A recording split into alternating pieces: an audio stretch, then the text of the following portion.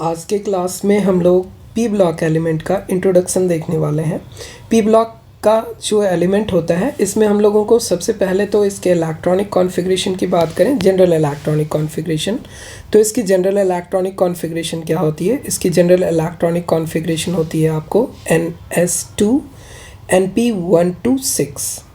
NP के लिए अगर हम लोग बात करें, वेरिएबल कौन सा होगा? P, और सब सेल में हम लोगों को क्या होने वाला है?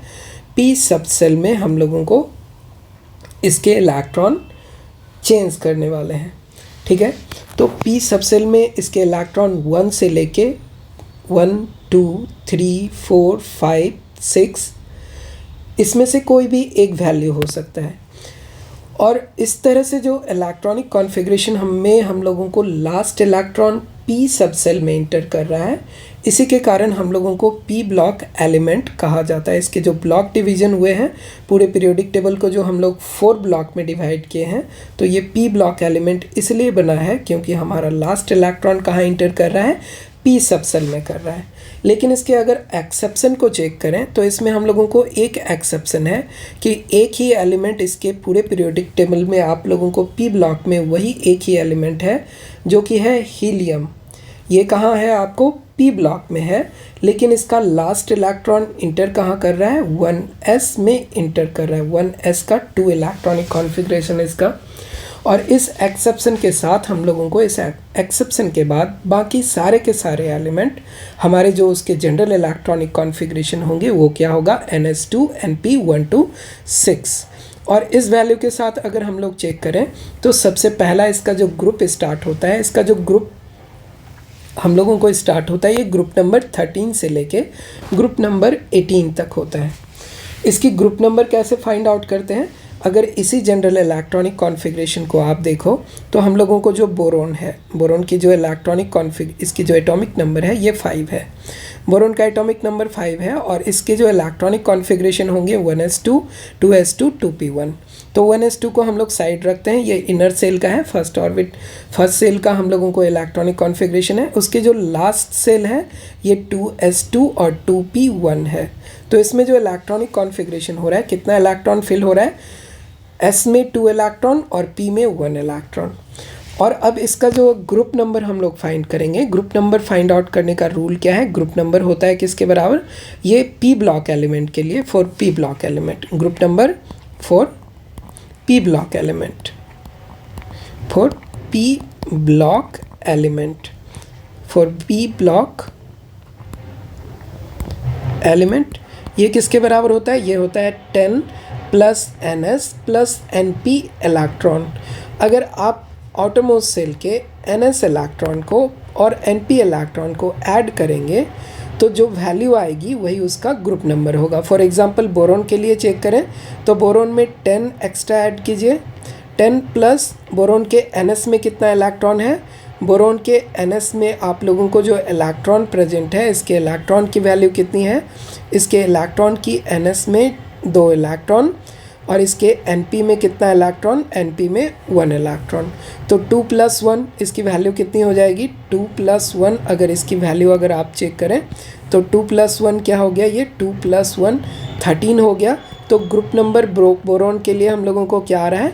ग्रुप नंबर हम लोगों को 13 आ रहा है। ये जो ग्रुप नंबर है यही ग्रुप नंबर आपको आ रहा है। तो इसी तरह से हम लोग किसी के लिए भी चेक कर सकते हैं, जैसे कि आप लोगों को कार्बन वाली फैमिली में 10 + 2 हुआ है। क्यों? क्योंकि कार्बन की इलेक्ट्रॉनिक कॉन्फ़िगरेशन आउटरमोस्ट सेल को अगर आप चेक करो तो ये 2s2 2p2 है। और इसी तरह से इसके नेक्स्ट वाले जो मेंबर हैं नाइट्रोजन के लिए अगर हम लोग चेक करें तो नाइट्रोजन की electronic configuration, outermost shell electronic configuration क्या होगी? NS2 NP3। और NS2 NP3 में थोड़ा ध्यान देने वाला बात ये भी है आप लोगों को, इसमें थोड़ा सा ध्यान दीजिएगा। इसके जो लास्ट सेल का इलेक्ट्रॉन है ये 2s तो कंप्लीट है ही, सभी में कंप्लीट है, लेकिन इसके 2p का भी जो इलेक्ट्रॉन है ये क्या है? आपको कम्प्लीटली हाफ फिल्ड है। इसके कारण भी इसकी कुछ जो केमिकल प्रॉपर्टी है उसमें आप लोगों को डिफरेंस क्रिएट हो जाएगा बाकी बगल वाले मेंबर के साथ। अगर हम लोग कार्बन और ऑक्सीजन को कंपेयर करें नाइट्रोजन से, तो उसमें क्या होगा, ये नाइट्रोजन वाली जो फैमिली है ये मोर स्टेबल है with respect to carbon family और with respect to oxygen family, ठीक ना। तो क्योंकि इसकी electronic configuration completely half filled और कम्प्लीटली फुल फिल्ड वाले स्ट्रक्चर को सेटिस्फाई करता है। नेक्स्ट है इसके बाद अगर आप ऑक्सीजन को चेक करें तो ऑक्सीजन वाले फैमिली में इसमें क्या हो रहा है, ऑक्सीजन में इसमें कितने इलेक्ट्रॉन हैं, ऑक्सीजन की 8 electron. Outermost shell electronic configuration आप लोगों को 2s2 2p4 और इनर सेल को भी इंक्लूड कर लें, हीलियम को भी आगे लगा सकते हैं, ये short form of electronic configuration है तो इसमें आगे हीलियम लगा होता है। ऑटोमोस्ट सेल का अगर ऑर्बिटल डायग्राम देखें तो ये 2s2 और ये क्या है 2p4 है। 2p4 में आप देखो कि इसमें 2 अनपेयर्ड इलेक्ट्रॉन है, इसकी वैलेंसी हम लोगों को जनरली 2 शो होता है, जनरल वैलेंसी ये 2 इलेक्ट्रॉन एक्सेप्ट करके ऑक्टेट कंप्लीट करता है। फिर उसके बाद है फ्लोरीन, इसका ग्रुप नंबर क्या हो गया ऑक्सीजन वाले का, ऑक्सीजन वाले का आपको ग्रुप नंबर हो जाएगा 16। नेक्स्ट है उसके बाद फ्लोरीन को चेक कीजिए तो फ्लोरीन का एटॉमिक नंबर 9, इसका जनरल इलेक्ट्रॉनिक कॉन्फ़िगरेशन को अगर हम लोग ठीक से देखें तो 2s2 2p5 हो गया, ये फ्लोरीन फैमिली का है, हैलोजन फैमिली का मेंबर है। और अब इसमें आप देखोगे तो 2s2 तो कंप्लीट है और एक ही अनपेयर्ड इलेक्ट्रॉन है, बाकी जो 2 इलेक्ट्रॉन हैं इसके कैसे हैं, 2 जो ऑर्बिटल हैं वो पेयर्ड हैं। तो एक ऑर्बिटल की मैक्सिमम कैपेसिटी 2 इलेक्ट्रॉन को होल्ड करने की और बाकी सभी का आपको कैपेसिटी फिल्ड है और एक ऑर्बिटल आपको इनकम्प्लीटली फिल्ड है। तो ये एक इलेक्ट्रॉन किसी से गेन करके 1 इलेक्ट्रॉन एक्सेप्ट करके ये क्या करता है, अपने ऑक्टेट को कंप्लीट करता है। इसलिए इसकी इलेक्ट्रॉन गेन एंथैल्पी की वैल्यू क्या होती है, हाई होती है हैलोजन फैमिली वाले की। नेक्स्ट मेंबर क्या है आपको ग्रुप नंबर 18 जो कि आप लोगों को नियॉन में होगा या नोवेल गैस फैमिली होगी। इसकी इलेक्ट्रॉनिक कॉन्फ़िगरेशन भी हम लोग हीलियम प्लस इसके साथ आप 2s2 और 2p लगा सकते हैं जो खुद एक नोवेल गैस का फॉर्मेशन करेगा नियॉन का, जो नेक्स्ट वाले मेंबर के लिए नियॉन यूज़ किया जाएगा। तो इसके लिए अगर हम लोग देखें तो इसके 2s में 2 इलेक्ट्रॉन और 2p में कितने इलेक्ट्रॉन, 6 इलेक्ट्रॉन। तो इसका ग्रुप नंबर क्या हो गया 10 + 2 + 6 तो 18 हो गया इसका ग्रुप नंबर। इसकी इलेक्ट्रॉनिक कॉन्फ़िगरेशन कंप्लीट है, ये आप लोगों को बहुत ही लेस रिएक्टिव होता है। तो इस तरह से इसकी हम लोग प्रॉपर्टी देख लिए। ये तो हम लोग ग्रुप में सबसे फर्स्ट एलिमेंट का क्या किए हैं, इलेक्ट्रॉनिक कॉन्फ़िगरेशन देखे हैं। तो ग्रुप के जो और भी मेंबर होंगे उसका इलेक्ट्रॉनिक कॉन्फ़िगरेशन कैसे निकाल पाएंगे हम लोग, तो उसको हम लोग ग्रुप के फर्स्ट मेंबर के हेल्प से ही निकालते हैं। जैसे कि आप अगर बोरॉन फैमिली में आते हैं तो बोरॉन फैमिली का इलेक्ट्रॉनिक कॉन्फ़िगरेशन क्या था, ऑटोमोस्ट सेल की इलेक्ट्रॉनिक कॉन्फ़िगरेशन थी 2s2 2p1। तो ये जो ns2 np1 है मेंबर में आप लोगों को इसके ग्रुप में सभी मेंबर के लिए सेम इलेक्ट्रॉनिक कॉन्फ़िगरेशन चलते रहेगा। तो देखिए कि लास्ट वाले को अगर आप ध्यान से देखिए तो 3s2 3p1, फिर उसके बाद 4s2 4p1, फिर उसके आगे आप लोगों को 5s2 5p1, फिर यहाँ पे आपको 6s2 6p1। लास्ट वाले को आप अगर चेक करोगे तो ये 113 वाला है। इसकी अगर इलेक्ट्रॉनिक कॉन्फ़िगरेशन चेक करें तो RH रोडियम, फिर उसके बाद आप लोगों को क्या होगा 5F14, फिर इसके बाद 6D10, फिर यहाँ हो जाएगा 7s2 और 7p1। ये लास्ट सेल का मतलब कि लास्ट ग्रुप में लास्ट जो मेंबर है उसका इलेक्ट्रॉनिक कॉन्फ़िगरेशन है ये। तो इस तरह से अगर हम लोग देखते हैं तो इलेक्ट्रॉनिक कॉन्फ़िगरेशन में ये जो वेरिएशन हो रहा है, ये वेरिएशन क्यों हो रहा है, ये वेरिएशन आप लोगों को हो रहा है इसलिए क्योंकि इसमें जो हम लोगों को मेंबर हैं, इसके जो भी मेंबर हैं हम लोगों को इसमें आपको पता है कि फर्स्ट एलिमेंट को हम लोगों को, आपका जो फर्स्ट पीरियड है इसमें 2 ही एलिमेंट था, सेकंड पीरियड में कितने एलिमेंट थे, 8 एलिमेंट थे। तो आप देखिए कि फर्स्ट, अब जब हम लोग सेकंड से थर्ड पे जाएंगे तो 8 एक्स्ट्रा इलेक्ट्रॉन ऐड हो गया।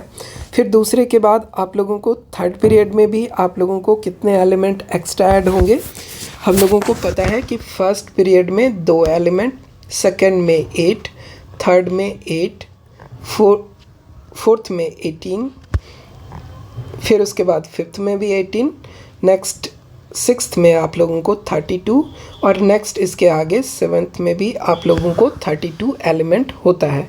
तो हर पीरियड में जब हम लोग एक पीरियड से आगे जाते हैं, जैसे कि आप सेकेंड पीरियड में हैं, तो थर्ड पीरियड में उसी के क्रॉसपॉन्डिंग आपको क्या होगा, जैसे कि ये आप लोगों को सेकेंड पीरियड का एलिमेंट था, थर्ड पीरियड में जैसे ही हम लोग गए तो उसी ग्रुप में क्रॉसपॉन्डिंग जो नेक्स्ट मेंबर आएगा तो इसको 8 एक्स्ट्रा एलिमेंट ऐड करके हम लोग नेक्स्ट ग्रुप नंबर पे पहुंच गए, ठीक ना। फिर उसके बाद अगर हम लोग थर्ड से फोर्थ में जाते हैं तो डिफरेंस कितने का क्रिएट हो जाता है, डिफरेंस 18 का क्रिएट हो जाता है। इसके बाद हम लोगों को नेक्स्ट ऐड क्या करना होगा, नेक्स्ट वाले में हम लोगों को ऐड करना होगा यहाँ पे 18 ऐड करने के बाद ये इलेक्ट्रॉनिक कॉन्फ़िगरेशन आ रहा है। तो 18 एक्स्ट्रा ऐड करने के लिए हम लोगों को क्या करना पड़ा, इसके इलेक्ट्रॉनिक कॉन्फ़िगरेशन में हम लोगों को इस तरह से अगर हम लोग देखें तो 13 और 18 इसमें एक्स्ट्रा ऐड किए तो ये क्या हो गया, हम लोगों को 31 हो गया। नेक्स्ट है इसके बाद जो हम लोगों को नेक्स्ट मेंबर होगा इसमें भी 18 का एडिशन है। फिर इसके आगे वाले मेंबर में इसमें कितने का एडिशन है, इसमें आप लोगों को 2 टाइम 18 ऐड हुआ है। फिर इसके बाद 32 ऐड हुआ है, नेक्स्ट आप लोगों को 32 ऐड होगा। तो ये इलेक्ट्रॉनिक कॉन्फ़िगरेशन के लिए या एटॉमिक नंबर के लिए अगर आपको ज़रूरत, मतलब कि मान लो ग्रुप में ऊपर वाले एलिमेंट का आपको एटॉमिक नंबर पता है, ग्रुप के नीचे वाले एलिमेंट का एटॉमिक नंबर इसी तरह से हम लोग फाइंड आउट कर पाएंगे। तो इसके इलेक्ट्रॉनिक कॉन्फ़िगरेशन को अगर हम लोग देखें तो इलेक्ट्रॉनिक कॉन्फ़िगरेशन कैसा आ रहा है, इलेक्ट्रॉनिक कॉन्फ़िगरेशन आ रहा है, हीलियम नोबेल गैस था आप लोगों को, फर्स्ट नोबेल गैस हीलियम, फिर उसके बाद नियॉन, फिर उसके बाद आर्गन, फिर उसके बाद क्रिप्टन, फिर उसके बाद जेनॉन, फिर उसके बाद रेडॉन, ठीक ना। तो ये हम लोगों को नोबेल गैसेस हैं, ये हमारा जो नोबेल गैस है। और लास्ट में जो होगा ऑन्जियम, ये हम लोगों को 118 वाले एलिमेंट है। ये क्या था हम लोगों को, ये इसका एटॉमिक नंबर क्या था 2, इसका 10, इसका 18, इसका क्या हो गया 36, इसका क्या हो गया हम लोगों को इसमें 36 में फिर से 18 ऐड करेंगे तो ये क्या हो जाएगा 54 हो जाएगा। फिर इसके बाद हम लोगों को क्या ऐड करना है, इसमें 32 ऐड करना है तो ये हो जाएगा 86 हो जाएगा। फिर से इसमें 32 ऐड करना है तो ये क्या हो जाएगा आपको 118 हो जाएगा। तो इस तरह से इसके इलेक्ट्रॉनिक कॉन्फ़िगरेशन का वेरिएशन हम लोग इस नोबेल गैस के हेल्प से भी निकालते हैं। तो नोबेल गैस को आगे रखिए, बाकी जो बचे हुए एटॉमिक नंबर हैं उसको हम लोग कैसे फिल करेंगे। अगर 8 का डिफरेंस है तो 8 का डिफरेंस है तो S और P ऑर्बिटल आएगा। अगर 18 का डिफरेंस है तो हम लोगों को D और हम लोगों को n-1 का D अपीयर होगा। जैसे कि यहाँ पे आप लोगों को क्या अपीयर हो रहा है, एटॉमिक नंबर अपीयर हो रहा है यहाँ पे 3 का D, n-1 का D अपीयर होगा, फिर उसके बाद NS अपीयर होगा, फिर उसके बाद NP अपीयर होगा। तो इस तरह से इसके एटॉमिक नंबर इंक्रीज़ किए जा रहे हैं। तो हम लोगों को ऐसे ही चेक करेंगे तो एटॉमिक नंबर हम लोगों को वैरी करते रहेगा। तो इसके बाद आप लोगों को 4D, फिर इसी तरह से हम लोगों को इसमें वेरिएशन क्या होगा 10। जब 32 का डिफरेंस है तो जब 32 का डिफरेंस होता है तो हम लोग F ब्लॉक को इंट्रोड्यूस करते हैं। F कौन सा होता है, F होता है आपको n-2 वाले का F। D जब हम लोग इंट्रोड्यूस करेंगे तो क्या होगा, कौन सा D इंट्रोड्यूस होगा, देखिए इसके इलेक्ट्रॉनिक कॉन्फ़िगरेशन कैसे हो जाएंगे, n-2 वाले का F जब भी आप इंट्रोड्यूस करोगे तो n-2 वाले का इसमें हम लोगों को 14, जब D इंट्रोड्यूस करोगे तो n-1 वाले का D क्या होगा 10, और जब हम लोगों को लास्ट सेल का इलेक्ट्रॉनिक कॉन्फ़िगरेशन क्या हो जाएगा NS2 और NP1 to 6, ये वैल्यू आपको वेरी करेगा। तो हम लोगों को इस तरह से इलेक्ट्रॉनिक कॉन्फ़िगरेशन हो सकते हैं। और ये आप लोगों को कब अपीयर होगा, ये F या हम लोगों को D की अपीयरेंस कब से स्टार्ट होती है, D फर्स्ट टाइम आपको अपीयर होता है 4th पीरियड के लिए। D कब से स्टार्ट होगा, फ्रॉम 4th पीरियड, ये आपको फ्रॉम 4th पीरियड।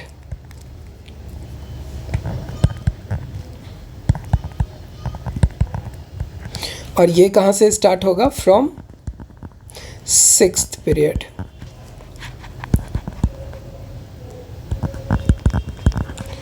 ठीक ना।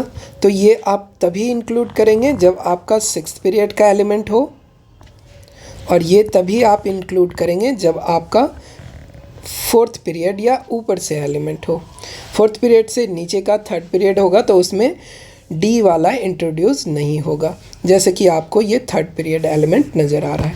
तो इस तरह से आप इसी तरह से, जैसे कि ये बोरॉन का है, उसी तरह से आप कार्बन फैमिली वाले के लिए रिप्रेजेंटेशन कर सकते हैं।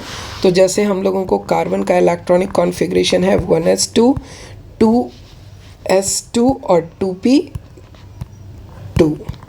हम लोग कार्बन के बाद क्या करेंगे, कार्बन के बाद सिलिकॉन, कार्बन सिलिकॉन, फिर उसके बाद जर्मेनियम, फिर उसके बाद टीन,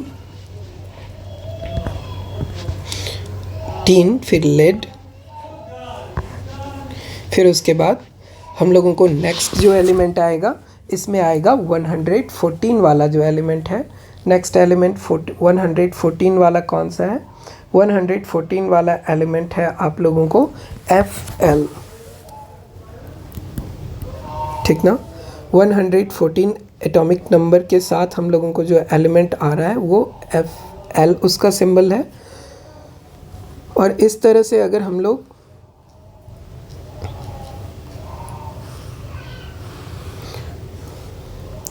इसके अगर हम लोग नेम देखें, फ्लोरोवियम है। ये क्या है हम लोगों को? फ्लोरोवियम। इसके एटॉमिक नंबर अगर हम लोग सभी को रिप्रेजेंट करें तो ये कार्बन का 6, इसके बाद नेक्स्ट एलिमेंट क्या होगा, कार्बन के बाद हम लोगों को ये 14 हो जाएगा, 8 एक्स्ट्रा ऐड किए हुए हैं। फिर इसके बाद ये क्या हो जाएगा, 32 हो जाएगा। इसमें आपने 8 ऐड किया है, इसमें आपने 18 ऐड किया है। फिर इसके नेक्स्ट में हम लोगों को क्या हो जाएगा, ये 50 हो जाएगा। इसमें भी आपने 18 ऐड किया है। नेक्स्ट वाले में आप क्या ऐड करेंगे, 32 ऐड करेंगे, तो ये हो जाएगा 82। और ये वैल्यू क्या हो जाएगा, 100। इसकी वैल्यू अगर हम लोग चेक करें तो 114 हो जाएगा। इसमें कितना ऐड हुआ है, ये 32 एक्स्ट्रा ऐड हुआ है, और इसमें भी आपको 32 एक्स्ट्रा ऐड हुआ है। तो इस तरह से हम लोग पहले तो एटॉमिक नंबर हम लोग क्या करते हैं, एटॉमिक नंबर रिप्रेजेंट करते हैं। फिर इसके बाद इलेक्ट्रॉनिक कॉन्फ़िगरेशन की अगर बात आए तो इलेक्ट्रॉनिक कॉन्फ़िगरेशन अब क्या हो जाएगा, इसको अगर आप हीलियम से रिप्रेजेंट कर रहे थे तो इसको आप किस से रिप्रेजेंट करेंगे, नियॉन से। और ये वैल्यू क्या हो जाएगा, 3s2 3p2। नेक्स्ट इसकी वैल्यू क्या होगी, इसके बाद आर्गन आएगा। आर्गन के बाद इसके इलेक्ट्रॉनिक कॉन्फ़िगरेशन क्या होने वाली है, आर्गन के बाद इसकी इलेक्ट्रॉनिक कॉन्फ़िगरेशन होगी 3d10। फिर उसके बाद 4s2 4p2। नेक्स्ट होगा आपको क्रिप्टन। इसमें फिर से आप लोगों को 4d10। फिर इधर क्या होगा, 5s2 और 5p2। नेक्स्ट इसके बाद क्या होगा, जेनॉन। लेकिन इस बार आपको क्या होने वाला है, F ब्लॉक इंट्रोड्यूस होने वाला है। तो ये होगा 4f14। फिर उसके बाद 5d10।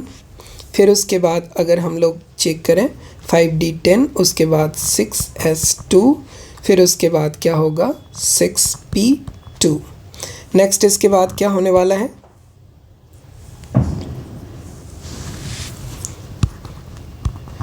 रिटर्न। इसकी वैल्यू क्या होगी, इसकी वैल्यू होगी 5f14। फिर इसके बाद क्या होगा, 6d10।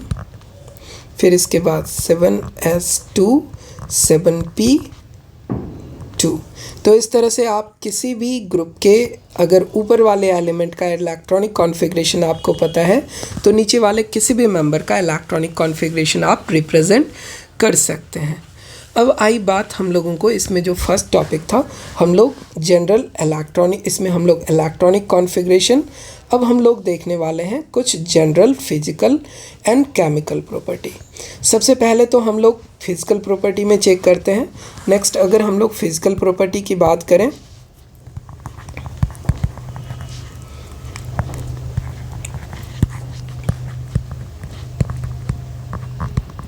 फिजिकल प्रॉपर्टी के लिए अगर हम लोग बात करें तो रेडियस एटॉमिक रेडियस की बात करते हैं।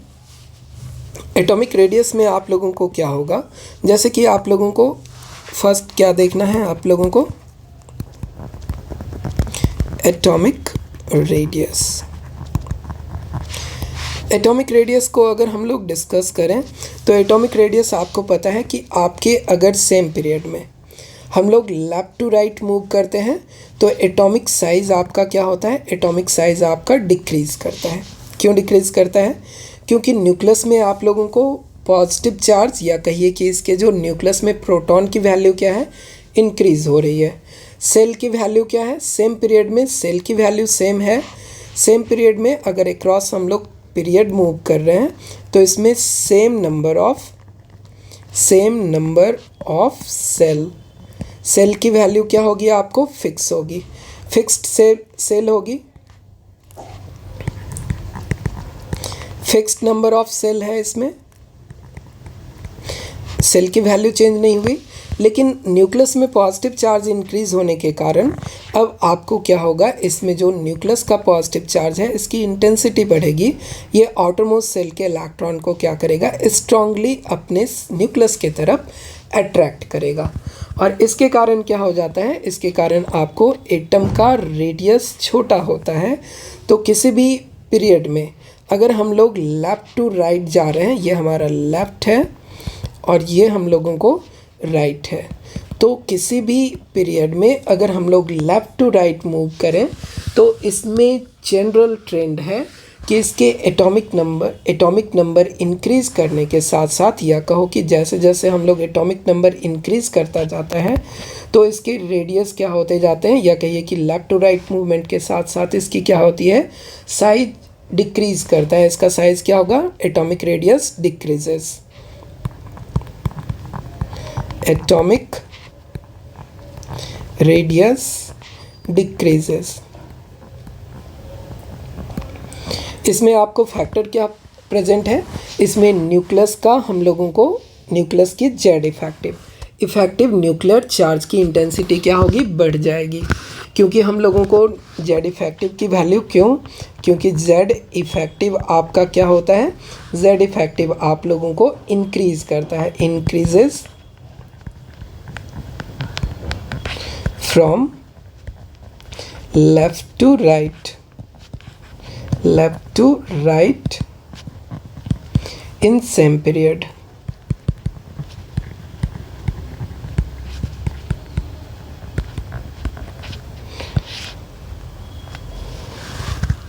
जेड इफेक्टिव क्यों इंक्रीज हो रहा है हम लोगों को, क्योंकि इसमें जो न्यूक्लियस का पॉजिटिव चार्ज है, इसमें ये जेड इफेक्टिव का फॉर्मूला क्या होता है, जेड इफेक्टिव होता है आपको atomic number Z minus screening constant. तो स्क्रीनिंग कांस्टेंट बीच में जितने ज़्यादा हम लोगों को इलेक्ट्रॉन के लिए हम लोगों को बात करें तो लास्ट सेल और न्यूक्लियस के बीच जितने ज़्यादा नंबर ऑफ इलेक्ट्रॉन आएंगे उसकी वैल्यू हम लोगों को क्या होगी, जेड इफेक्टिव की हम लोगों को स्क्रीनिंग कांस्टेंट की वैल्यू क्या होने वाली है, स्क्रीनिंग कांस्टेंट की वैल्यू हम लोगों को, इसमें जो जेड इफेक्टिव की वैल्यू है, जेड इफेक्टिव की वैल्यू क्या होती है आपको, जेड इफेक्टिव की वैल्यू आपको इंक्रीज़ करती है क्योंकि एटॉमिक नंबर भी इंक्रीज़ कर रहा है और स्क्रीनिंग कांस्टेंट भी इंक्रीज़ कर रहा है। तो हर एक इलेक्ट्रॉन के लिए स्क्रीनिंग कांस्टेंट की वैल्यू क्या होती है, 1 से लेस अमाउंट से इंक्रीज़ करता है। लेकिन एटॉमिक नंबर क्या कर रहा है, हर एक न्यू एलिमेंट के लिए एटॉमिक नंबर 1 से इंक्रीज़ करेगा। जैसे कि अगर आप लोगों को बोरोन का एटॉमिक नंबर क्या था, 5, कार्बन का क्या हो गया, 6 हो गया, नाइट्रोजन का क्या हो गया, 7 हो गया। तो जेड की वैल्यू तो इंटीजर वैल्यू से इंक्रीज़ हो रही है, लेकिन जो सिग्मा स्क्रीनिंग कांस्टेंट की वैल्यू है ये आप लोगों को 0.35 टाइम या 0.88 टाइम हम लोगों को 0.85 टाइम हम लोगों को इंक्रीज़ होता है। ये 1 से छोटे वैल्यू से इंक्रीज़ होता है हर एक एक्स्ट्रा इलेक्ट्रॉन के लिए। तो इसमें जो जेड इफेक्टिव की वैल्यू होगी वो क्या हो जाएगी, हायर हो जाएगी हम लोगों को सेम पीरियड में। तो इस तरह से अगर हम लोग देखें तो इफेक्टिव न्यूक्लियर चार्ज इंक्रीज़ होता है तो इसके रेडियस का साइज़ क्या होता है, छोटा होते जाता है।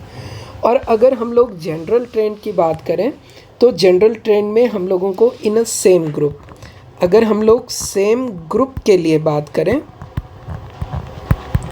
तो जनरली क्या होना चाहिए आपको, जनरली आप लोगों को इंक्रीज़ होना चाहिए इसका जो रेडियस का साइज़ है। अगर हम लोग boron aluminium gallium indium thallium, फिर उसके बाद क्या है, उसके बाद है आप लोगों को नेक्स्ट एलिमेंट में 113 वाला जो एलिमेंट है ये है आप लोगों को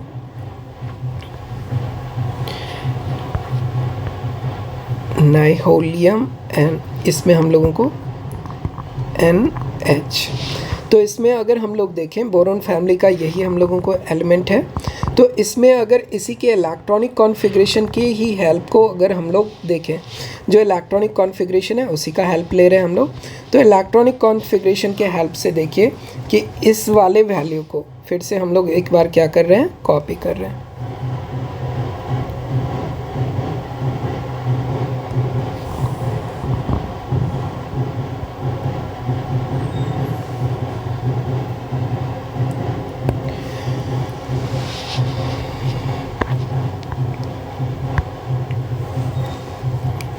अगर हम लोग सेम ग्रुप में बात करें,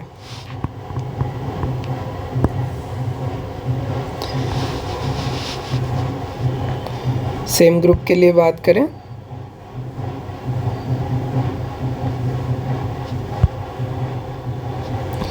तो इसमें हम लोगों को क्या देखने को मिलेगा, इसमें हम लोगों को देखने को मिलेगा कि जब हम लोग फर्स्ट टाइम जब आपका डी इंट्रोड्यूस हुआ, क्या इंट्रोड्यूस हुआ, हम लोगों को डी ऑर्बिटल इंट्रोड्यूस हुआ फर्स्ट टाइम। कहाँ पे इंट्रोड्यूस हो रहा है, गैलियम के पास, ठीक ना। फिर उसके बाद जो फर्स्ट टाइम आप लोगों को एफ ऑर्बिटल इंट्रोड्यूस होगा, कहाँ पे इंट्रोड्यूस हो रहा है, फर्स्ट ऑर्बिटल। हम लोगों को इसको अगर हम लोग ध्यान से देखें तो इसको थोड़ा सा मार्कआउट कर लीजिए। फिर नेक्स्ट टाइम जो आप लोगों को first time F orbital introduce हो रहा है, ये है आप लोगों को दिस वन, ठीक ना। तो इसमें हम लोगों को होना क्या चाहिए था, अगर हम लोगों को सेम ग्रुप के लिए बात करते, सेम ग्रुप में अगर हम लोग top to bottom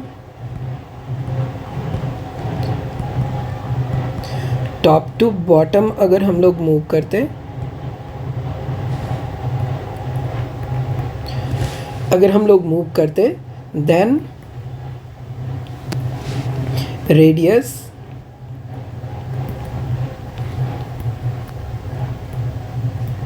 should increase,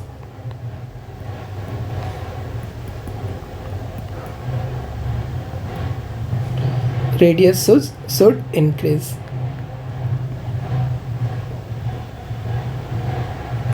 ठीक ना। तो हम लोगों को इसमें दिक्कत क्या होती है, दिक्कत होती है कि अगर हम लोग फर्स्ट टाइम डी ऑर्बिटल या फर्स्ट टाइम आप लोगों को एफ ऑर्बिटल जिस एटॉमिक नंबर के बाद अपीयर होता है, वहाँ पे आप लोगों को इंक्रीजमेंट नहीं देखा जाता है, या कहिए कि इसके ऊपर वाले एलिमेंट और नीचे वाले एलिमेंट की जो वैल्यू होती है वो लगभग में आप लोगों को सेम एटॉमिक नंबर लगभग में होता है। तो इसमें हम लोगों को फर्स्ट टाइम क्या हो गया, डी ब्लॉक के कारण हम लोगों को जो इसमें जो एल्युमिनियम और गैलियम का साइज़ है, इसके बीच जो डिफरेंस है एटॉमिक साइज़ का, बहुत कम का डिफरेंस है। फिर उसके बाद जो फर्स्ट टाइम हम लोगों को इंडियम और थैलियम की वैल्यू चेक करेंगे, तो इंडियम और थैलियम अप्रॉक्स में इक्वल वैल्यू का है, दोनों के साइज़ या दोनों का जो आप लोगों को रेडियस है लगभग में इक्वल है। ऐसे तो जनरल ट्रेंड यही है कि हम लोगों को जैसे ही हम लोग नीचे आते हैं, हर एक नए सेल के कारण हम लोगों को एटॉमिक नंबर क्या होता है, एटॉमिक नंबर इंक्रीज़ करने के साथ साथ हम लोगों को क्या होता है, हर एक न्यू पीरियड में आपको नया सेल इंट्रोड्यूस हो जाता है, और न्यू सेल इंट्रोड्यूस होने के कारण आपको क्या होता है, एटॉमिक नंबर की वैल्यू, एटॉमिक जो रेडियस है इसकी वैल्यू आपको इंक्रीज़ करती है। और इसमें जो हम लोगों को डिक्रीजमेंट या कहिए कि इसके वैल्यू में नो इंक्रीजमेंट की बात करें, तो वो हम लोगों को आता है 81 वाले जो एटॉमिक नंबर हैं इसके बाद, या कहिए कि हम लोगों को 57 से लेके, अगर हम लोगों को कोई एटॉमिक नंबर कहाँ अपीयर हो रहा है, 71 के बाद अपीयर हो रहा है। तो इसमें क्या हो रहा है इसमें आप लोगों को लेंथेनाइट कॉन्ट्रैक्शन आप लोगों को देखने को मिलेगा। इसमें हम लोगों को अगर इसके लिए हम लोग बात करें तो इसमें वैल्यू क्या होती है, इसके लिए अगर हम लोग वैल्यू चेक करें तो इसमें हम लोगों को फर्स्ट टाइम जो एलिमेंट अपीयर होता है उसमें एलिमेंट है आपको लेंथेनम, जो कि हम लोगों को लेंथेनाइट से 57 से स्टार्ट करके अगर हम लोगों को बात करें इसके लिए 57 कहिए या आप लोगों को इसकी वैल्यू अगर हम लोग बात करें जो आपको 58 से लेके 71, इसका एटॉमिक नंबर क्या होगा, ये ल्यूटेटियम है और ये है आपको सीरियम और इस साइड है आप लोगों को लेंथेनम। तो ये 57 को हम लोग छोड़ देते हैं, 57 आप लोगों को डी ब्लॉक एलिमेंट है और 58 से लेके जो आप लोगों को 71 है, ये लेंथेनाइट सीरीज़ है। ये क्या है आप लोगों को लेंथेनाइट सीरीज़ है, चूँकि ये लेंथेनम के बाद आ रहा है इसलिए इस सीरीज़ का नाम लेंथेनाइट दे रहे हैं। तो लेंथेनाइट में जो आपका एफ ब्लॉक है, एफ ब्लॉक के एलिमेंट के कारण या कहिए कि एफ ऑर्बिटल के कारण जिसकी की शिल्डिंग कैपेसिटी बहुत कम होती है, उसके कारण आप लोगों को जेड इफेक्टिव की वैल्यू या जेड हम लोगों को जो स्क्रीनिंग कांस्टेंट की वैल्यू है, स्क्रीनिंग कांस्टेंट की वैल्यू डिक्रीज़ हो जाती है और स्क्रीनिंग कांस्टेंट की वैल्यू अगर कम हो जाएगी तो जेड इफेक्टिव का वैल्यू क्या हो जाएगा, बहुत ज़्यादा इंक्रीज़ हो जाएगा। इसलिए हम लोगों को जो इंक्रीजमेंट न्यू सेल के इंट्रोडक्शन के कारण हम लोगों को जो साइज़ इंक्रीज़ होना चाहिए था जिस रेशियो में, उस रेशियो में हमारा साइज़ इंक्रीज़ नहीं होता है, हमारा साइज़ क्या हो जाता है, लेस अमाउंट में इंक्रीज़ होता है। तो फर्स्ट टाइम आप लोगों को जो एल्युमिनियम और इंडियम, ये आप इंडियम और थैलियम का अगर आप रेडियस का साइज़ या एटॉमिक साइज़ देखिएगा तो ये लगभग में क्या होगा, इक्वल होगा। इसी तरह से आगे वाले ग्रुप के लिए भी होगा। नेक्स्ट मेंबर में जैसे कि आप लोगों को कार्बन वाली फैमिली में है तो कार्बन वाली फैमिली में आप लोगों को किसका साइज़ इक्वल होगा, टिन और लेड का साइज़ आप लोगों को क्या होगा, टिन और लेड का साइज़ आप लोगों को लगभग में इक्वल होगा, वहाँ बहुत ज़्यादा वेरिएशन नहीं देखने को मिलेगा। तो इस तरह से हम लोग एटॉमिक रेडियस को डिस्कस किए और एटॉमिक रेडियस आपके बहुत सारे प्रॉपर्टी को एक्सप्लेन करने के लिए यूज़ किया जाता है। जैसे कि जिसका एटॉमिक साइज़ आपको बड़ा होगा वो क्या कर पाएगा, ईजिली इलेक्ट्रॉन डोनेट करता है, तो उसमें हम लोगों को मेटालिक प्रॉपर्टी इंक्रीज़ होगा। तो नेक्स्ट हम लोग क्या देखने वाले हैं कि हम लोग पहले क्या देखें, हम लोग सबसे पहले देखें एटॉमिक रेडियस। नेक्स्ट प्रॉपर्टी हम लोग देखने वाले हैं आयनाइजेशन पोटेंशियल। नेक्स्ट प्रॉपर्टी अगर हम लोग देखें फिजिकल प्रॉपर्टी में ही, तो हम लोग अगर आयोनाइजेशन एंथैल्पी को इंट्रोड्यूस करें, किस चीज़ को, आयोनाइजेशन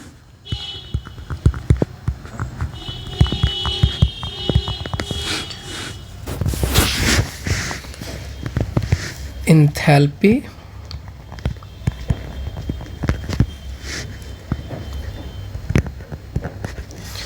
तो आपको इसी ग्रुप के लिए हम लोग बात कर रहे हैं, किसके लिए, फर्स्ट ग्रुप को, बोरोन ग्रुप के लिए ही बात करते हैं। तो बोरोन ग्रुप में अगर आप देखोगे ना तो हम लोगों को आयोनाइजेशन एंथैल्पी क्या होना चाहिए, सेम।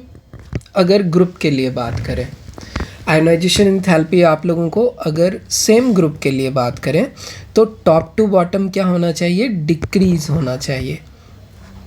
टॉप टू बॉटम क्या होना चाहिए, डिक्रीज़ होना चाहिए जनरली।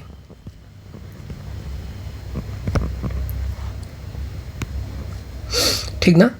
तो हम लोगों को अगर जनरली हम लोग बात करें तो टॉप टू बॉटम इसका क्या होना चाहिए, आयोनाइजेशन एंथैल्पी की वैल्यू डिक्रीज होनी चाहिए। और हम लोगों को left to right same period में अगर हम लोग बात करें लेफ़्ट टू राइट,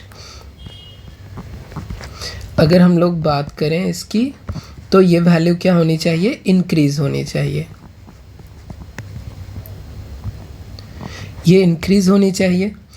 लेकिन अगर हम लोग सेम सबसे पहले देखते हैं क्या सेम ग्रुप में बोरोन वाले फैमिली में आप लोगों को बोरोन, एल्युमिनियम, गैलियम, इंडियम और थैलियम के लिए बात करें। फिर इसके साथ हम लोग नाइहोलियम के लिए बात करेंगे। ये न्यूली डिस्कवर्ड एलिमेंट है, रेडियो एक्टिव प्रॉपर्टी भी है, तो इसके बहुत सारे प्रॉपर्टी हमें अभी पता नहीं है, IUPAC से आइडेंटिफाई नहीं किया हुआ है। लेकिन अगर हम लोग बात करें यहाँ तक में, तो इसके बोरोन के आयोनाइजेशन एंथैल्पी की वैल्यू कितनी होती है?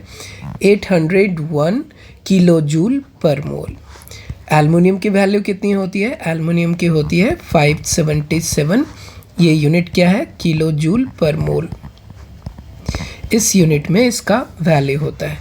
एग्जैक्ट वैल्यू याद रखने की ज़रूरत नहीं है, हम लोग सिंपल एक टर्म्स को देख रहे हैं।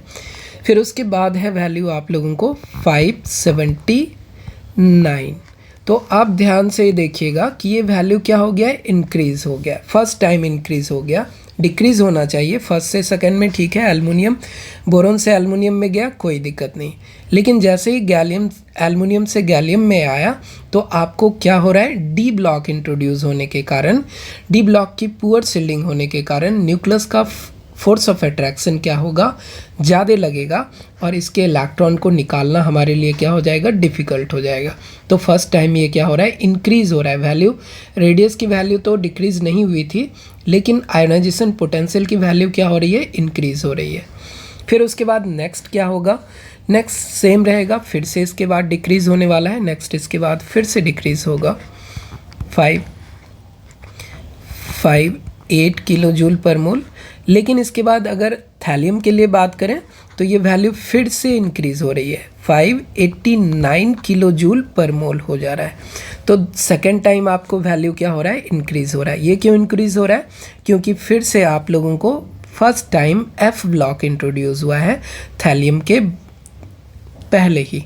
तो थैलियम के पहले जो आप लोगों को इसमें जो value increase in F block आया, जो कि लेंथेनाइड सीरीज़ के कारण आया, इसलिए हम लोग इसको क्या कहते हैं? इस कारण में इसको हम लोग कहते हैं लेंथेनाइड इफेक्ट कहते हैं, क्योंकि लेंथेनाइड ग्रुप आया है, पुअर सील्डिंग किया है उसका F ऑर्बिटल, और F ऑर्बिटल उसके पुअर सील्डिंग करने के कारण Z इफेक्टिव की वैल्यू इंक्रीज़ हो गई, और जिसके कारण आयोनाइजेशन एंथैल्पी इसका क्या हो गया? रेगुलर ट्रेंड जो कि डिक्रीज़ होना चाहिए था, तो उसके जस्ट थोड़ा सा चेंज होके ये इंक्रीज़ हो गया।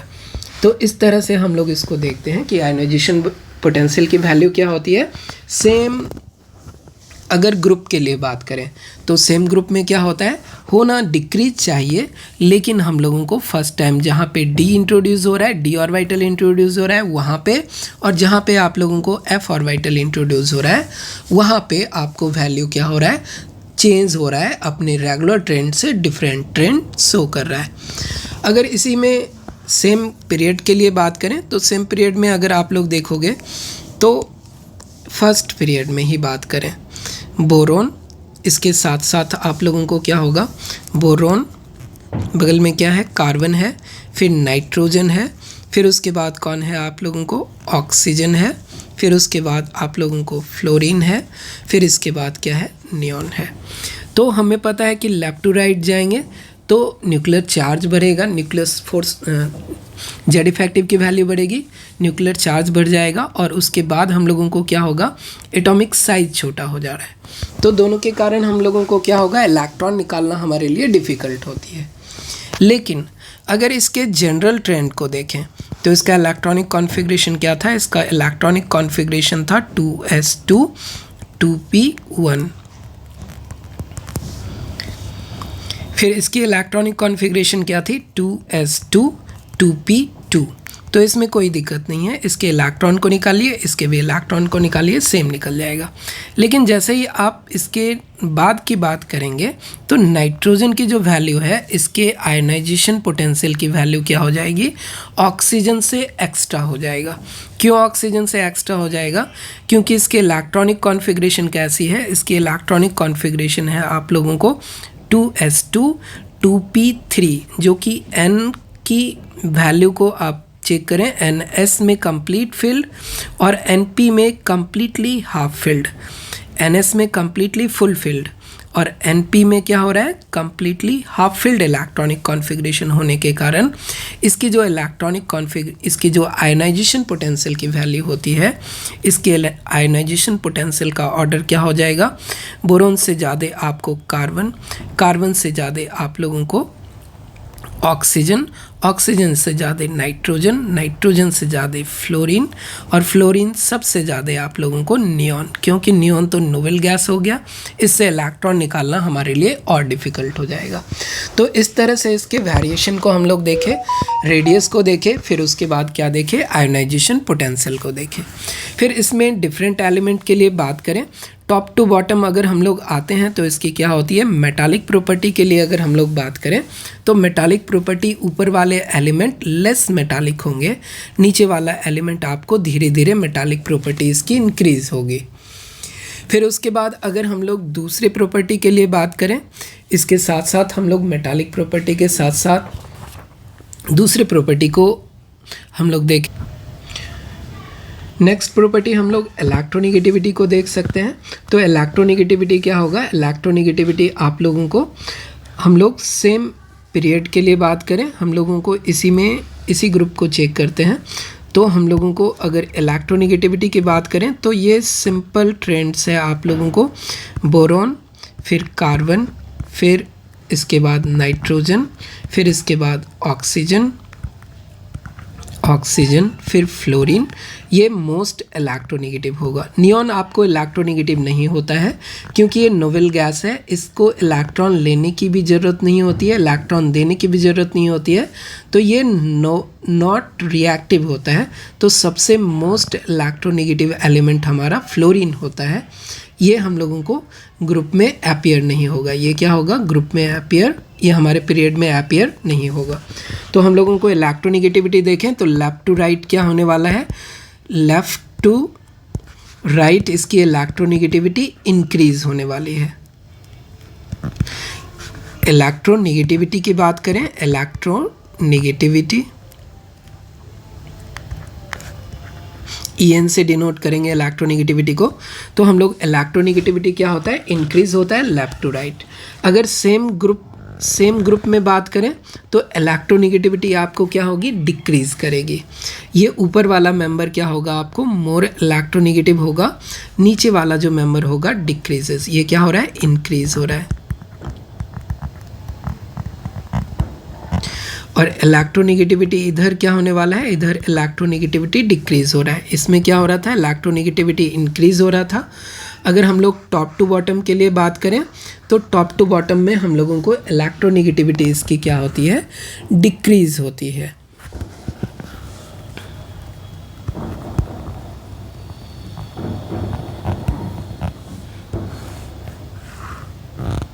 ये कहाँ से, टॉप टू बॉटम। तो इस तरह से हम लोग कुछ प्रॉपर्टी को डिस्कस किए, और अब हम लोग क्या देखेंगे, इसके बाद हम लोग कुछ क्वेश्चन आंसर देखेंगे जो कि प्रीवियस ईयर में आए हुए हैं या पूछे हुए हैं, उसको हम लोग डिस्कस करेंगे।